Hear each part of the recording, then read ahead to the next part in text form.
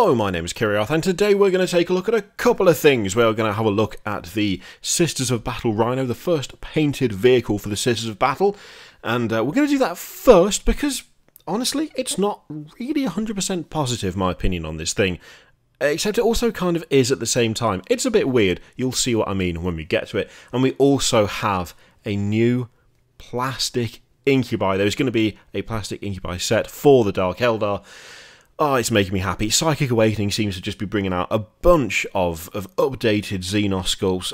I want to see more. I want more Xenos stuff, just in general. They deserve it. They've been sitting in the, just sort of in the middle of nowhere for a while. I know we've had the occasional update here and there. I know Genestealer Cults have actually had quite a bit of stuff.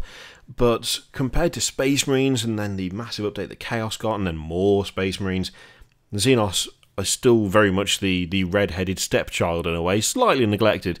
I'm enjoying the fact that they are getting more, and I really like the look of the new Klaivex. So, let's go into it with the Sisters of Battle Rhino. So, this is it.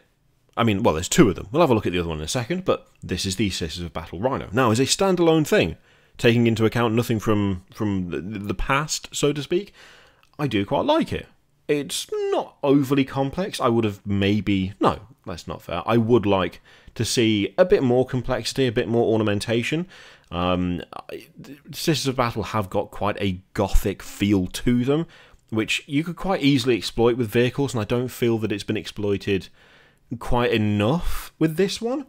But the basis is there. Like, the foundation is there. I don't think you could particularly mistake this for a Rhino for any other, faction or army that can use Rhinos. It is pretty distinctive in its own right. The fleur-de-lis on the top, and you've got the icons on the side, that nice bit of filigree that you see near the exhausts and on the front of it. Overall, I think for a Sisters of Battle Rhino, it's perfectly good. It's perfectly serviceable, perfectly decent.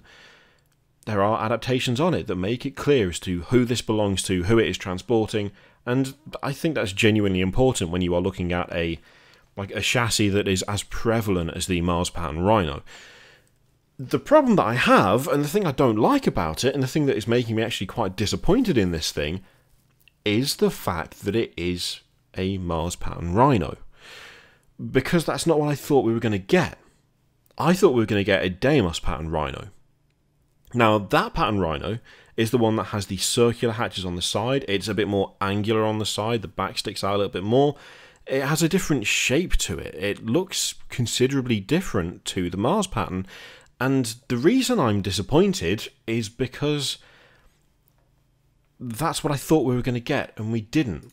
And in fact, we can prove that that's what we're going to get, because right up here, so this is Battle Sister Bulletin Part 5, Vehicle Details.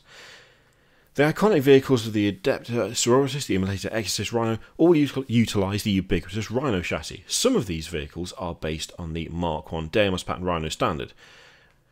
The Deimos pattern chassis features a number of characteristics that set it apart from the Mark IIc Mars pattern Rhino, more widely utilised. The new vehicles being designed for the Adeptus Sororitas represent the more antiquated Deimos pattern Rhino STC. As such, they are flanked by the archetypal circular doors, adorned with the symbolic fleur-de-lis of the Adeptus Sororitas. And, of course, they have done a handy comparison right here. So, Deimos pattern and Mars pattern. Now, that obviously is aged. It doesn't look fantastic right now.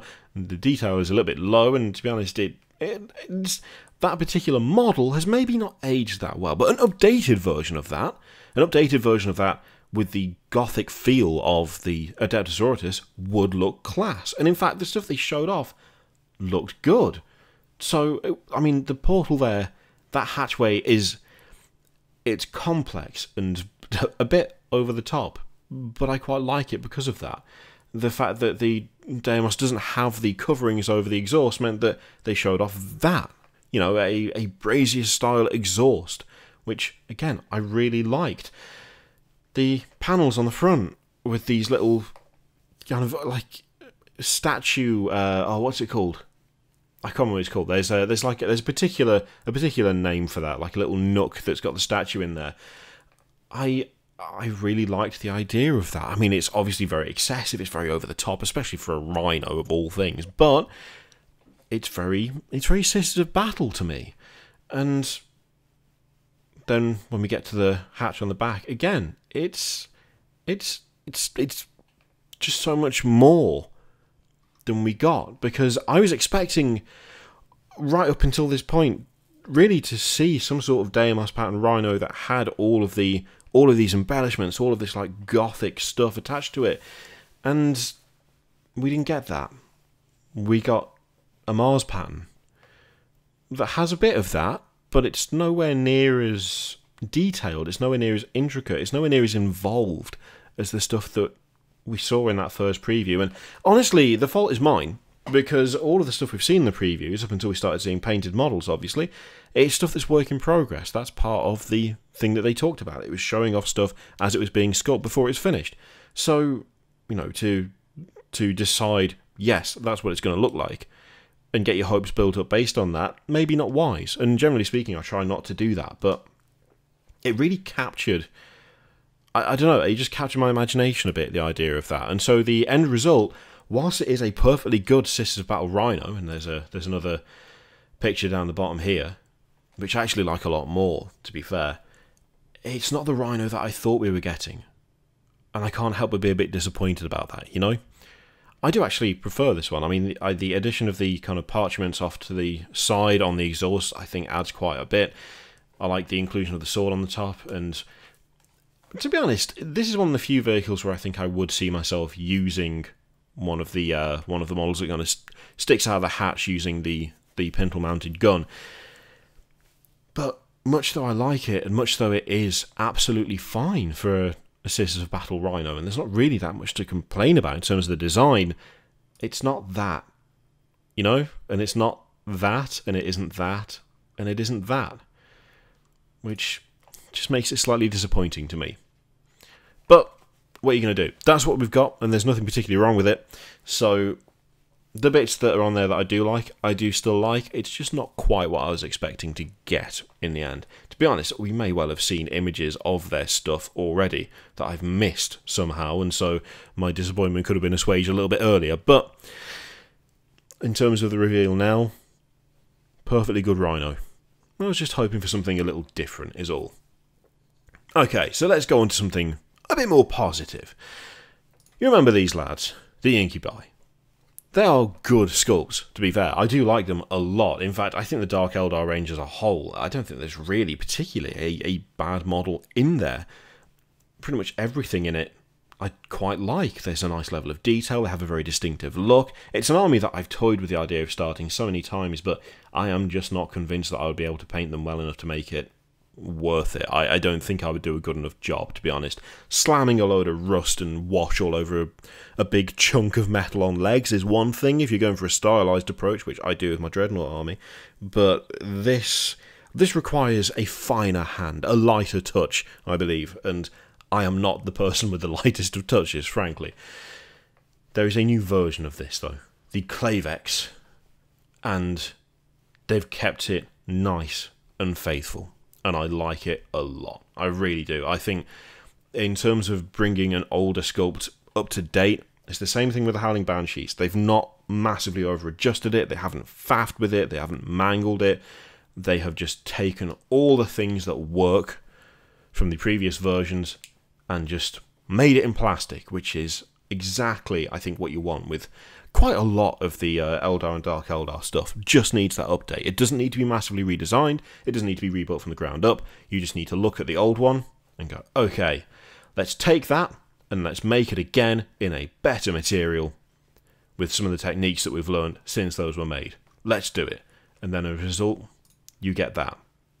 Honestly, you could sit that in that old squad and it would just fit in perfectly. It would fit in absolutely perfectly. I think they've done a really nice job with it. I really do. They're just such good models to start with. I feel like you'd be hard-pressed to mess it up anyway, because it would just be like, okay, make that, but just freshen it up slightly. That's all you need to do. You'd have to really mangle it to get it wrong. Obviously, no one has mangled it. Yeah, I really like this guy. So, one of the things that this particular one has is this mad double-length sword, a blade on each end with the hilt in the middle, and it can be wielded how he's holding it, as a Darth Maul-style sword. Alternatively, it can be separated into 2 swords, which is badass. I like the addition of the cloth as well. I do. I think I'm a sucker for like wavy cloth. I don't know what it is. I never think it. I very rarely think that it makes a model look worse. I just like the emphasis it places on certain points. So yeah, I do like this a lot. So the Klaivex's impassive mask somehow projects a murderous intent. I agree with that. And it has a wide, ready stance. There's smashed spirit stones of aspect warriors, which I really like. And the weapon is the demi-clave. So the demi-clave, when the bearer fights, select one of the profiles below. I don't think we're... Oh, we can. Excellent, that helps. So, as I say, single blade. Obviously, it's a melee, it's a sword. So, strength of +1, AP -3, damage 1. But you can change it for dual blades, where the strength is used, the AP is -2, damage is 1. But when they fight with dual blades, you can make 2 additional attacks per weapon. I like that changeable style there. I like that changeable style. Oh man, yeah. I think they're doing a really good job with updating the Eldar and now Dark Eldar stuff. Just bringing it in line with everything else. Just taking all the things that worked and keeping it and not messing about with it loads. Just reproducing models that already looked good in a better material, essentially. It's exactly what the majority of people I've spoken to is exactly what they've wanted, and that's what we're getting. So yeah, happy with this guy, really happy with him. Let me know what you think of all of that in the comments down below. As always, are you a little bit disappointed by the Sisters of Battle Rhino? Were you too expecting the kind of over gothic madness of a Deimos pattern Rhino? Well, you're not that fussed. Mars pattern looks fine, not a problem. Let me know what you think in the comments about that, and of course this new Incubi, which I really like. I'm going to go ahead and assume that most of you also will, just because it's so close to the originals. And as I say, the Dark Eldar range as a whole is pretty damn good. Let me know what you think. Thank you very much for watching. Before you disappear, feel free to click various things, Patreon, video, subscribe, all of that stuff. As always, there is an affiliate link in the description for Element Games. If you click that and buy something, I get a little money for sending you that way. You save between 15 and 25% off anything that you buy in terms of paints, models, not just for 40k, but Age of Sigmar, Bolt Action, X-Wing, every tabletop game imaginable, essentially. It's a nice way to support the channel because it requires absolutely no extra effort and you don't spend anything more than you would have done otherwise, because let's be honest, you were going to buy a bunch of plastic crack anyway.